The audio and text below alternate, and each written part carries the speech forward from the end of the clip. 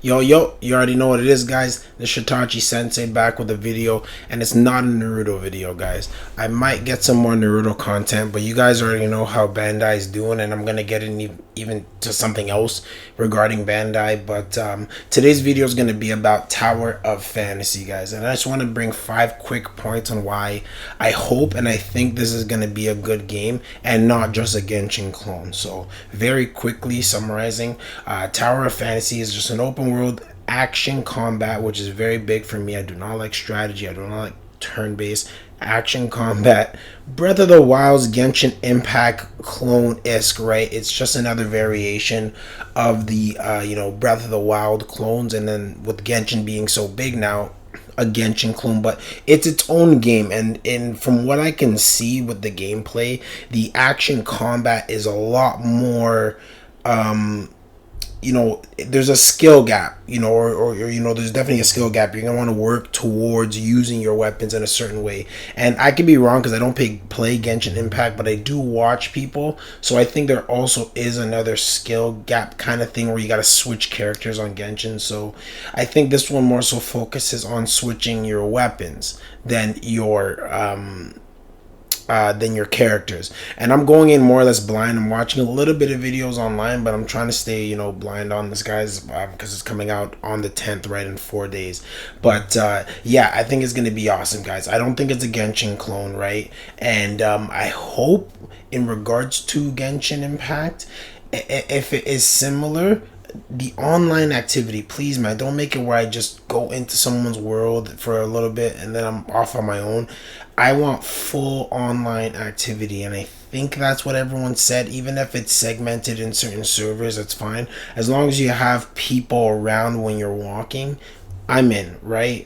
Now, going into the banner situation, because it is a gacha game. It's a gacha game, guys. I play Bleach on the phone, Bleach Brave Souls, if you guys don't know that game. And the banner rates are, I say they're fair what's the word?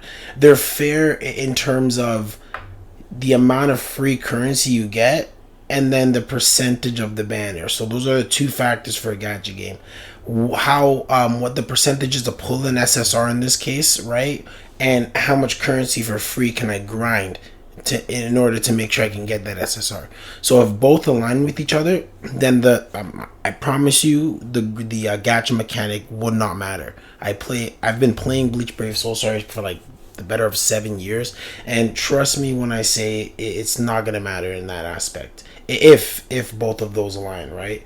Now the banner mechanic in itself, going specifically into the percentages, I don't know too much about the RNG and the percentages, but let's say for Bleach, you get either a 6%, right? Sometimes it's 5, it's 3, but generally it's 6%, right? And more or less, I get what I want for being free and, grinding my free currency.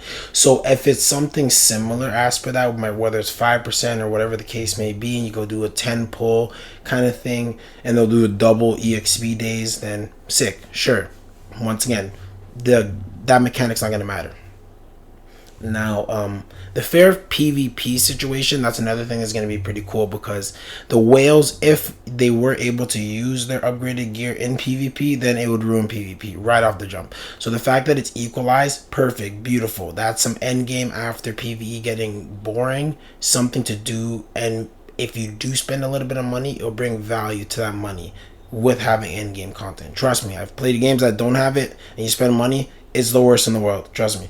So as long as the currency is available and it's an abundant and it doesn't dry out in like 6 months, like a Genshin Impact thing after you grind the story mode, then once again we're still in fair play. So a lot of hoping, guys, right? So I think they want to do this because they understand Genshin, and if they copy Genshin, they may still end up making a lot of money and not care like Genshin Impact. Let's keep it real. But hopefully, if they want to have some recognition, they're going to steer away from that drought, give us money thing. Make it fair.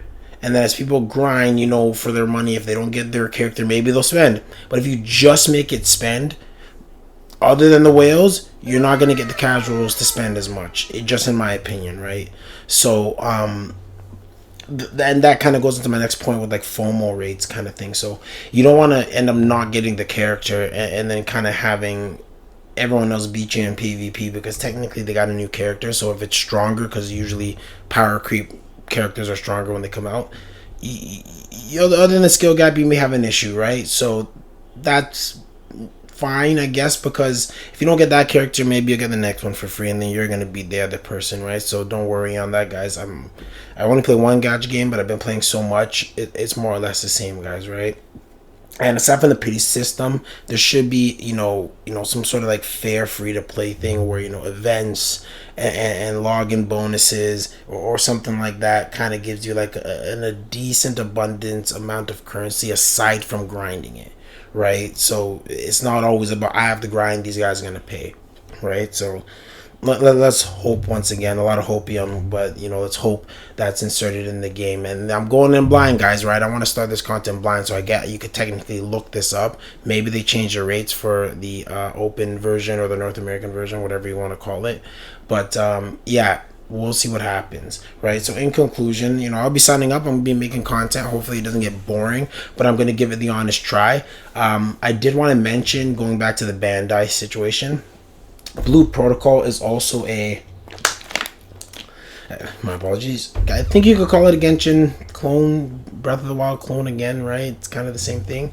But Bandai, I don't think they're going the gacha route, but they are going the slow route, because it's been years without any updates on that game, and I was gonna main that game with confidence, but Tower of Fantasy is coming out first.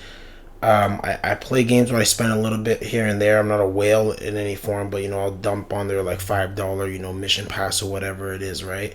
And if you have a job or you make decent money, and you want to play this game long term, I would say don't be stubborn. Maybe go towards supporting it a bit, at least $5-10. I'm not promoting to spend money on this game, right? But at the same time, it's like, you spend $60, $40 on certain games on console, so like $5-10 to give that little extra bump if you decide to play the game is something that's probably gonna work out for you in the benefits in the long run. So if you guys are gonna try this game out, let me know in the comments below. I'm going to be making content, of course, whether it's gonna be how-to builds, all that stuff.